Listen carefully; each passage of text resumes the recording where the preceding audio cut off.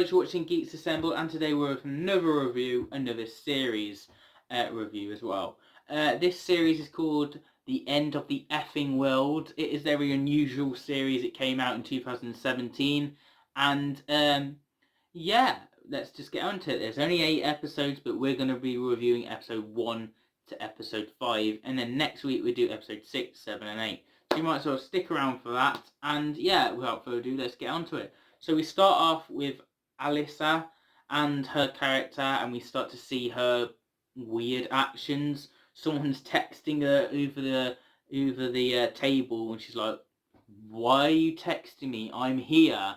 And then she smashes her phone, and you're like, "Wow, this person is a bit crazy, over the top, OTT, and definitely an unusual, different character," which both of them are, these two main characters. The other is James, who's lost his mom and in a suicide attempt, and yeah, the dad having to cope with that, James's dad, and then we get to see Alyssa and her maybe abuse with her stepdad, who is absolutely a moron. You know, he really is a mean piece of work. Which also we have Alyssa's mom, who is absolutely dog poo. She does nothing for Alyssa, and she doesn't care. There's all these pictures of their kids and stuff like that, but none of Alyssa. And you can see that she's an outcast to her family, and she doesn't feel like she belongs.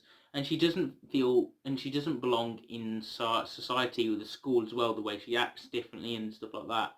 And then you've got James as well, who was definitely like that, but even more on a darker note of him wanting to kill Alyssa. He wants a first murder, and he chooses Alyssa, and you see their character development grow for episode 1, and the Alyssa trying to have sex with him and then not having sex, and then the evolving between the two, and then James has brought a knife with him, where he pulls out occasionally, ready to kill Alyssa, but doesn't, because of certain morals and certain feelings he has towards her. He starts to grow beyond the couple episodes, you know, and then they find themselves on the run. They break the car that James stole his dad's car and punched his dad.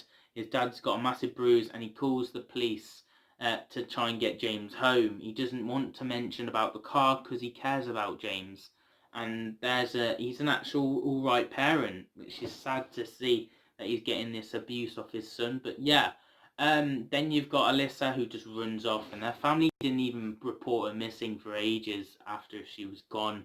And then James and Alyssa find themselves on a route to a house that they basically, no one's living there for ages, it looks like. So they've gone in and they've took it over, and they're having boogies and they're dancing and all that stuff.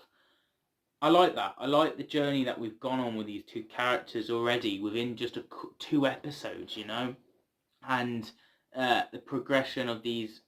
James willing, is he going to kill her, is he not? And that's putting you on the edge. Would he? Because he is one of the main characters. Maybe he might kill off her at the end of the series. Maybe that might be a thing. But then you also see he's having feelings for her, but he's very content with these flashbacks of killing.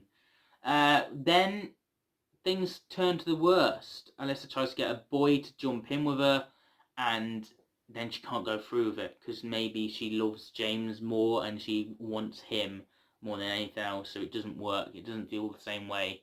So you can see her character towards James as well.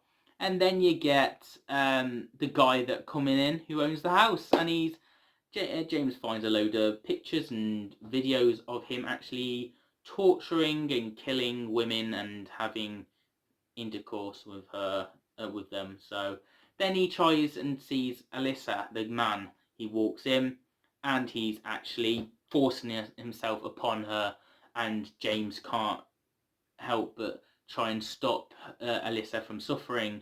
So he stabs him in the neck, and you're like, whoa, James, leaving Alyssa and James to actually clean up the mess and panic and try and tidy up their mess, because they shouldn't have been there in the first place, stealing into his house, so they couldn't call the police. And then you see all these burning evidence and your stuff like that, and in their heads what they're thinking at the time. And James get rid of the knife into the swimming pool, and we see police later on actually find the knife, find evidence, and they're on the hunt for maybe Alyssa and James, who maybe they know the killer, or maybe they are the killer, and they're on the hunt for them. And the police have gone to both parents. You can see Alyssa's parents didn't really care that much, or the control live. And then you've got James's dad, who's saying, "Oh, it's his girlfriend," and stuff like that. So yeah, then we have Alyssa running off from James because she's afraid of him. But then by the end of the episode, she kind of feels like she needs to be with James because he's the only one that can help her and knows the journey. And they also use disguises as well. So that's pretty much everything we've had throughout these 5 episodes. And they're quite structured, quite detailed. Only in 20 minutes per episode, bear in mind. So it's pretty good. Alright, so yeah, I'm really enjoying the series so far. I'll rank it out of 10 next week when I review episode 6, 7 and 8. We're into the finale then next week. So you might as well stick around for part 2 next Wednesday, and join me every Saturday for movies, as well as 21 Jump Street, Marvel, DC, Harry Potter, Gotham, Ride Along, Doctor Who, Marvel, Being Human, Star Wars, so on and so on. I do movies reviews for all sorts of channels, so there's enough for everyone. So you might as well subscribe, join us on the journey, and I'll see you guys on another video very soon on the channel. Have a nice day.